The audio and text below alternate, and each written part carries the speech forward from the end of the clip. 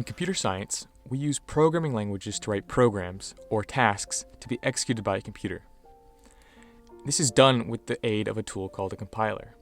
A compiler can be thought of as a function which takes in a program written in a human-readable language and outputs an equivalent program written as a list of simple instructions a computer can understand. An important consideration in this translation is how a program uses data. Most languages let you use many blocks of data, called variables, as needed by your program. A computer, however, can only store a finite number of variables at once in places called registers. There are typically anywhere between 16 and 32 registers on most computers. How does a compiler manage to translate languages that allow for infinitely many variables into the computer instructions which can only work with finitely many values in registers at once? We answer the question through register allocation. To demonstrate register allocation, let us use an imaginary computer with only 4 registers. We will compile the following example program that sums Fibonacci numbers. We will look at a simple program that sums the first 5 terms in the Fibonacci sequence. To sum the first 5 Fibonacci numbers, we keep a partial sum while calculating the next term in the sequence.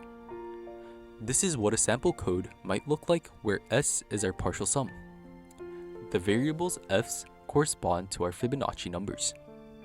Note, our instructions can only use up to 4 registers at once. So as long as we are not currently using a variable in an instruction, we can reuse its register to store some other variable that the current instruction needs. This principle of reusing registers is key to finding our solution. To do so, we can create a graph that keeps track of the temporal relationship between variables in terms of when they are in use. Let each variable be a vertex in our graph, and let each edge between vertices indicate that their corresponding variables are in use at the same time. The graph we constructed is called an interference graph. We can formalize our condition for connecting vertices with the notion of a lifetime. Let the lifetime of a variable be the smallest range that encompasses the use of a variable by a program. Let us investigate the lifetime of the variable b in this example code. The following can be considered a naive range for the variable b. However, because the first and last lines do not involve the variable b, the smallest range cuts down to the following. Hence, this is the lifetime of the variable b. Using lifetimes, we construct the interference graph for our Fibonacci program. First, we set all the variables as vertices of a graph. Next, if there is an intersection between the lifetimes of any 2 variables, we connect their corresponding vertices.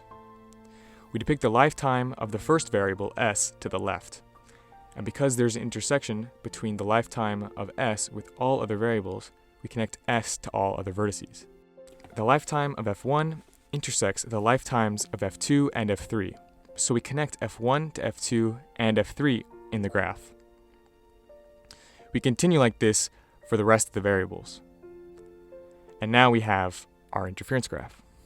Now the problem can be reduced to a graph coloring problem. Let colors correspond to registers.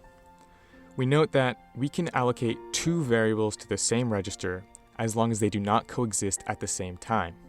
Hence, this is equivalent to coloring the vertices in such a way that no 2 vertices connected by an edge have the same color. Therefore, any valid coloring of the interference graph with registers will result in a valid sequential assignment of variables to registers. We use the greedy algorithm to color our graph. In the greedy algorithm, we pick any vertex and assign it the smallest number available. If we start with the vertex S, we color it red. For vertex F2, we cannot choose red, so we pick the next available option, green. For F4, we cannot choose red or green, so we pick purple. We continue and we color the entire graph. Now that we have a coloring of our graph, we can use it to translate the human-readable code to machine code.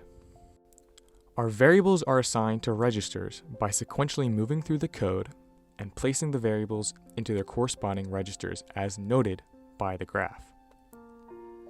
First, we start at line 1. Here, we wish to assign 0 to the variable s. And our interference graph tells us that s corresponds to register 1. So we take 0 and move it to register 1. Next, we want to assign 1 to variable f1. So we take 1, and our graph tells us that the variable f1 corresponds to register 3. So we place 1 in register 3. Next, we want to add s and f1 and assign it to s. So we take the value in register 1 and the value in register 3 and add the two. And we move the sum into register 1. We continue with this process for all other lines of code.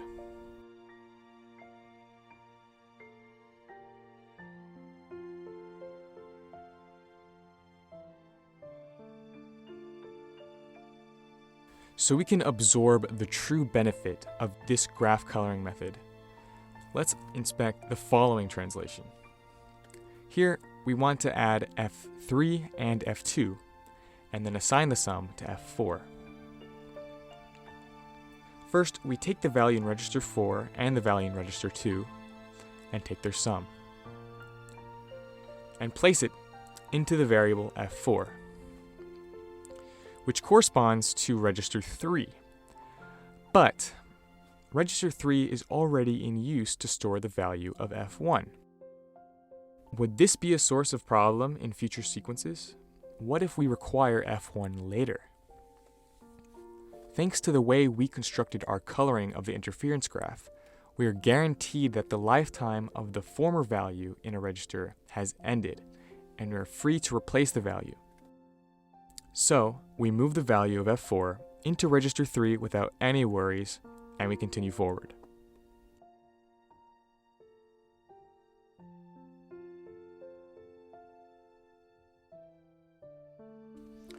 Finally, we want to return s, so we return the value in register 1.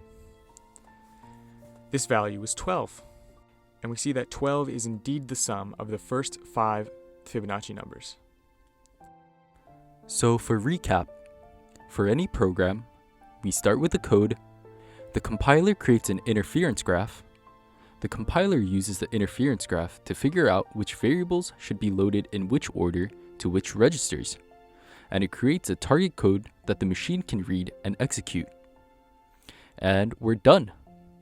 In conclusion, by using graph coloring, the compiler has efficiently generated machine-readable code with registers instead of variables.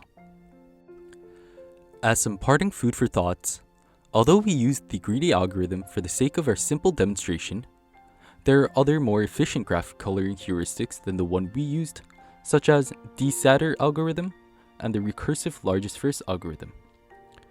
For the viewers interested in algorithms, while greedy coloring has a quadratic time complexity with respect to the number of vertices, Dstaur has a time complexity of v plus e log v, and RLF has a time complexity of ve.